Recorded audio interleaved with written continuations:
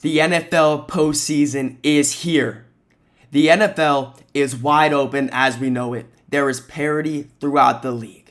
We don't have a consensus victor for this year's Super Bowl trophy. The Rams are up there. The Seahawks are up there. Well, today, every NFC team is hearing why they have no chance at a Lombardi trophy in 2026. We start off with my opinion, the Super Bowl favorite, aka the LA Rams. This is a tough way to start, but they have blatant issues. Ever since Davante Adams has left this lineup, they have struggled to put the ball in the end zone. They get to the red area, then they become stagnant.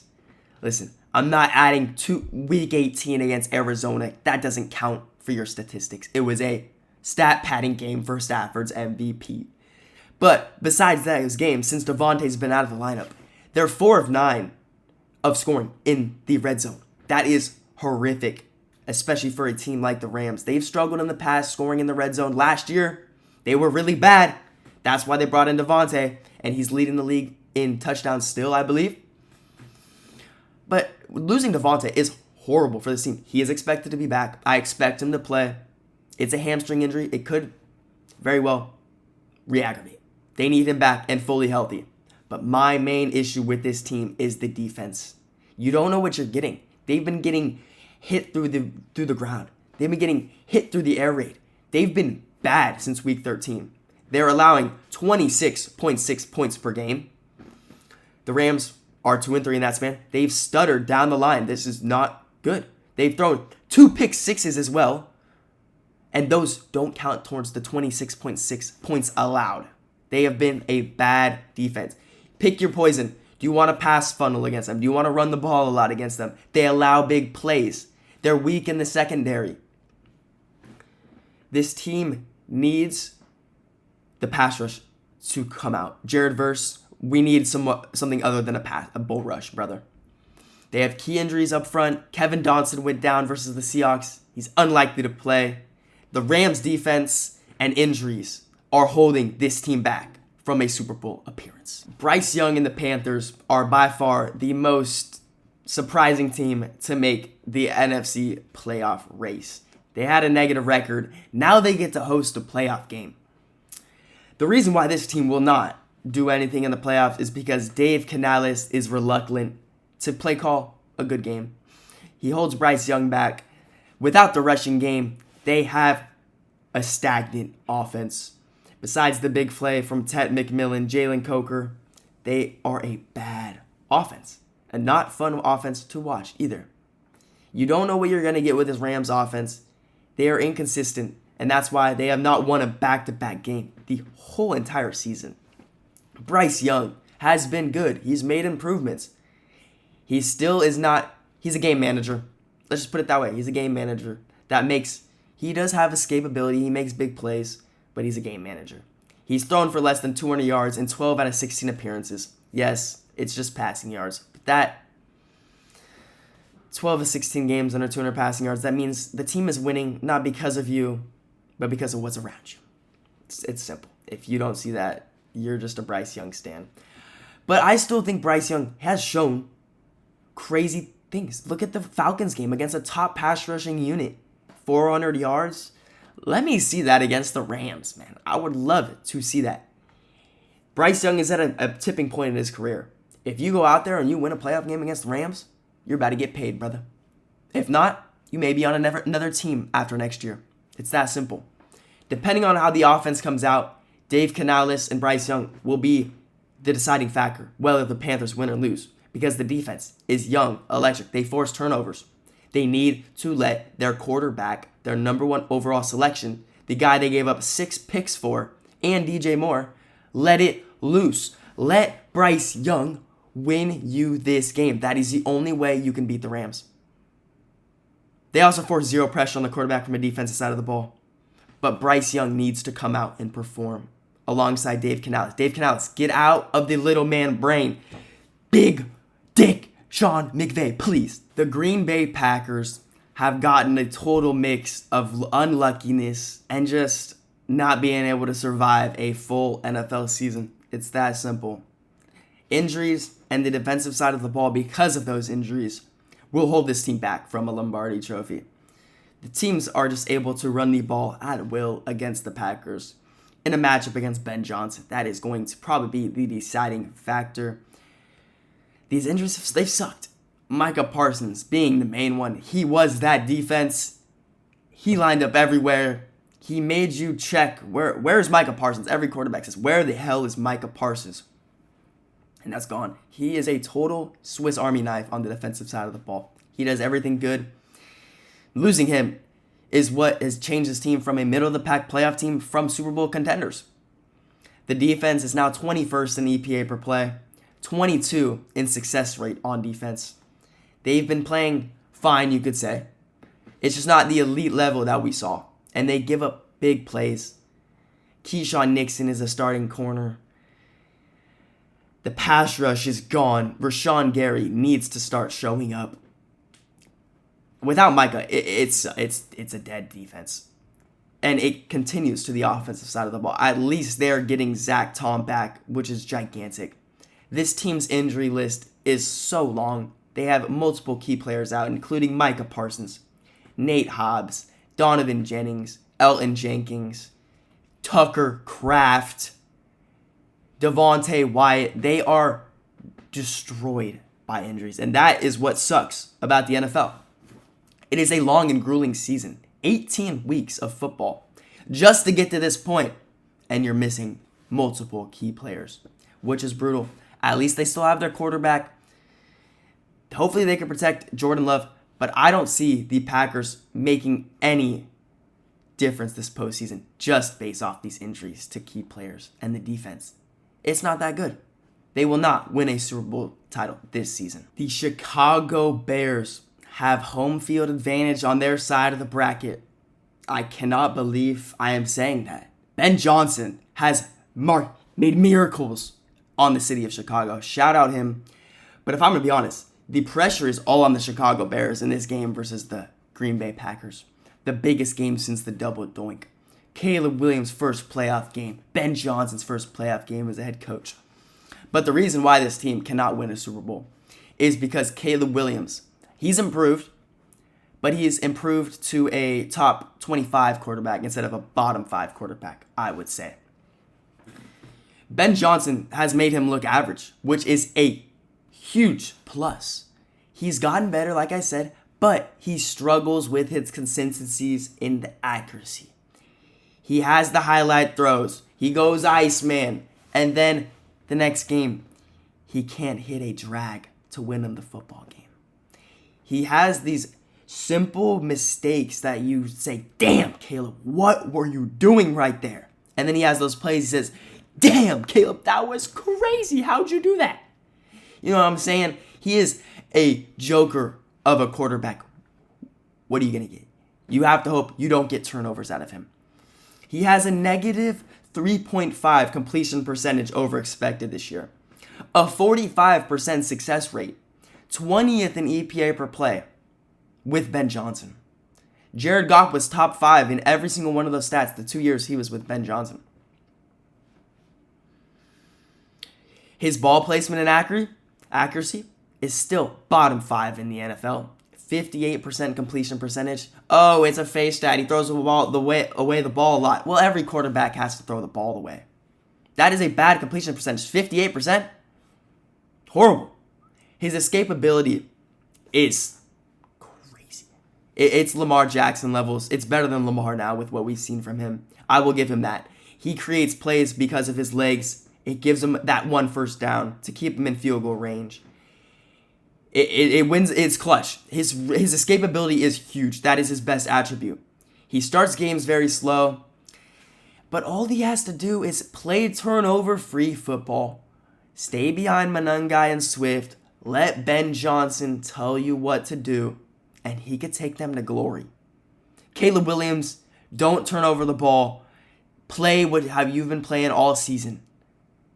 Don't turn over the ball, and the Bears have a chance. The San Francisco 49ers are stumbling into the playoffs after a heartbreaking loss in Santa Clara for the number 1 overall seed. The defense actually looked great, but that is the reason why this team has no chance in the playoffs. The defense is horrible from top to bottom. Yes, injuries have played a huge part. They've lost Michael Williams, Nick Bosa, Fred Warner. It sucks. That just like the team prior, like the Packers, you have to get a little lucky in an 18-week NFL season. The past 3 weeks before they play the Seahawks, they've given up 89 total points to a Titans team, a Phillip Rivers-led Colts, and the Chicago Bears.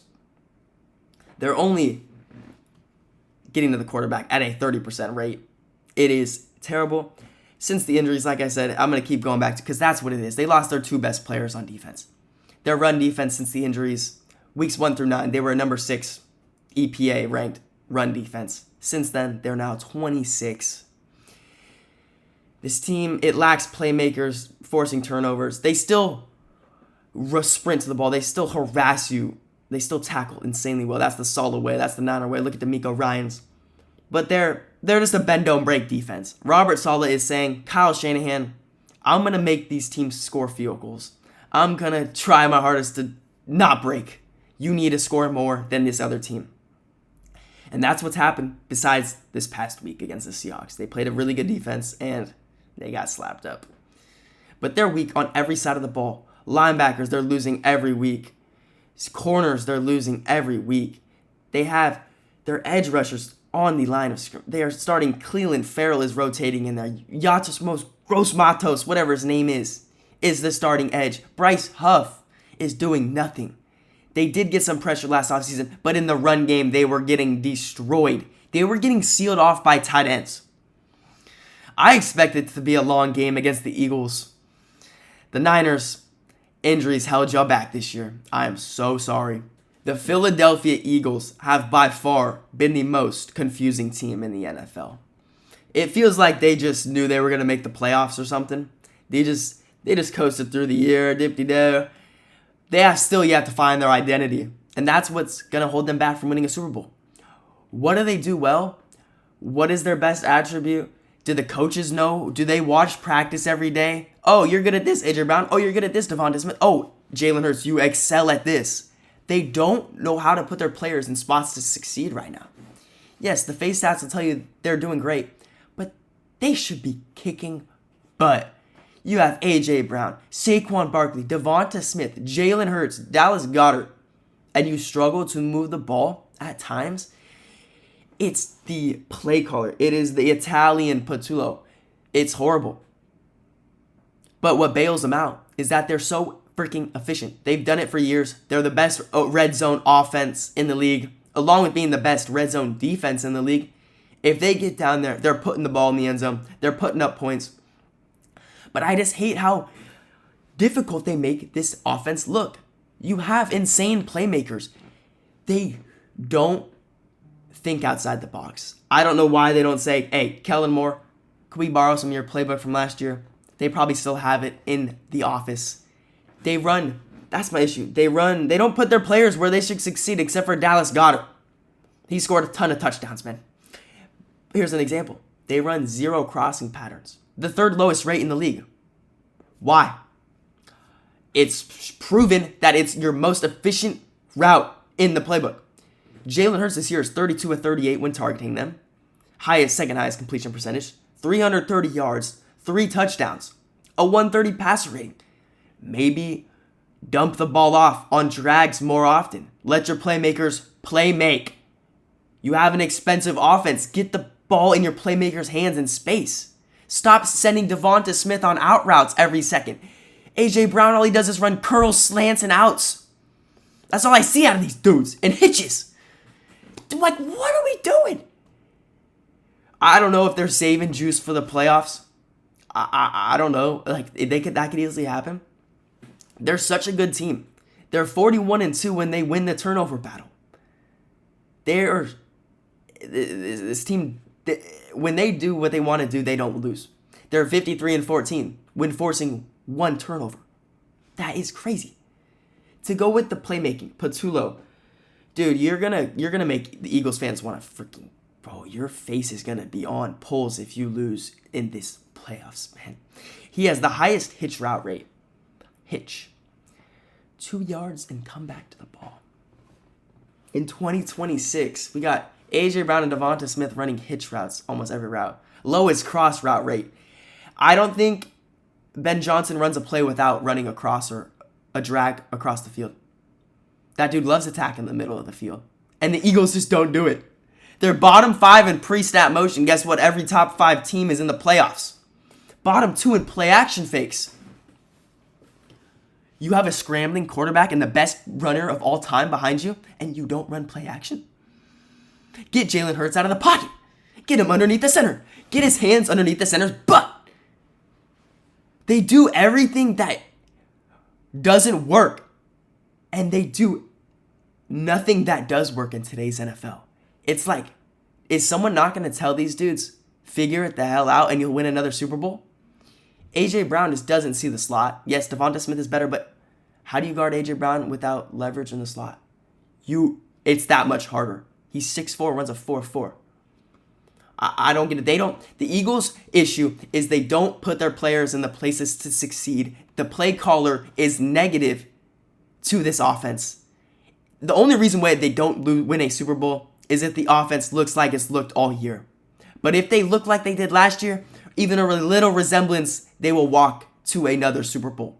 The Super Bowl favorite Seattle Seahawks are on a heater. They're on a 7-game winning streak entering the wild card round. They get to sit back.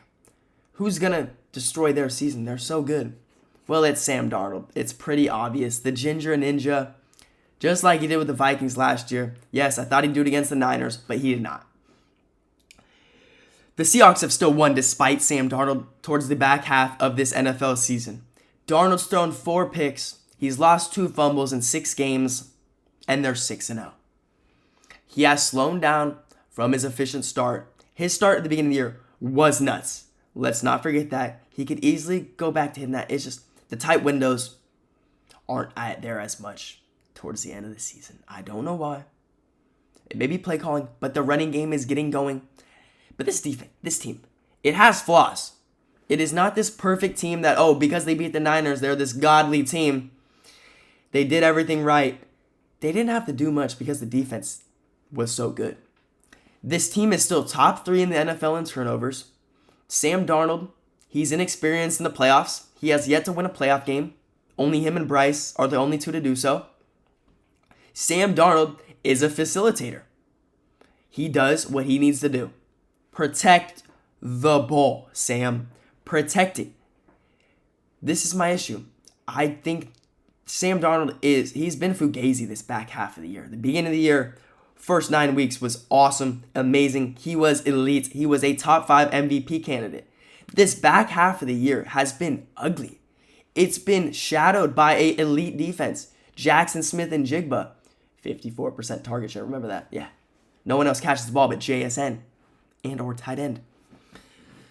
Since week 11, he has a negative 0.3 completion percentage over expected. All year, he's at a 5.2 completion percentage over expected. But from week 11, he's at negative 0.3. That shows you that he has been struggling. He really has. And I hope people aren't surprised that if the Seahawks lose, it's because of Sam Darnold. The defense is so good. JSN is an elite playmaker. The run game, as I expected, has been playing awesome. And that's also probably another reason why Sam Darnold is struggling. They're probably playing more cover 2, throwing different schemes at him. And he needs to adjust. Throw the ball to JSN. Keep running the ball behind K9 and Charbonnet. But I just keep coming back to those turnovers. That's the thing. The turnovers are there, and they're bottom 3 in pass percentage. How does Darnold have so many turnovers? If Sam Darnold will take the Seahawks to a Super Bowl or lose them, if we see early season Darnold, just the no fear, the no second guessing, the tight window throwing beast, flow state, they win the Super Bowl behind this godly defense. But if Sam Darnold keeps playing like he has, I think an NFC team can easily upset the Seattle Seahawks in the playoffs.